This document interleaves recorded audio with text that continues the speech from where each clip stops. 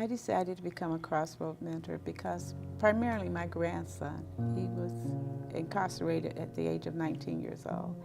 And I was in denial. I mean, I would not write him.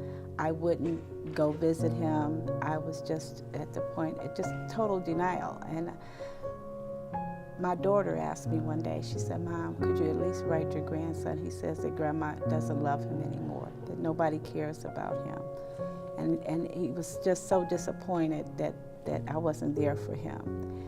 And I started thinking about how other prisoners might be thinking. Their families are the same way, you know, just in denial of what's actually going on in their lives. And it's just easier just not to think about it. Don't write them, don't admit that they're there, but don't admit that they're there. You know, just can't, I couldn't deal with it.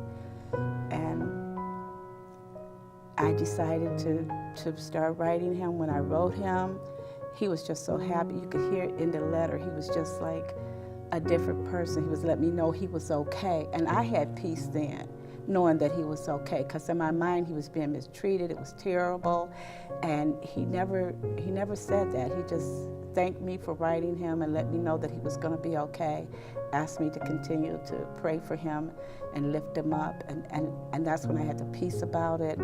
And I started thinking about the different prisoners and things. I said, they need the same thing. They need encouragement.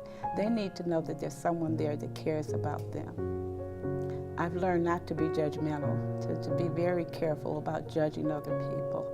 So in the ministry, it's a lot of listening that needs to be done, and just being there. You know, when we do the lessons, it's important to be very gentle about how we answer them, you know, and not criticize them. You know, it has to be, you know, taking time and thought. I always ask the Holy Spirit before I answer a lesson to give me what it is that they need, how to respond to them the correct way.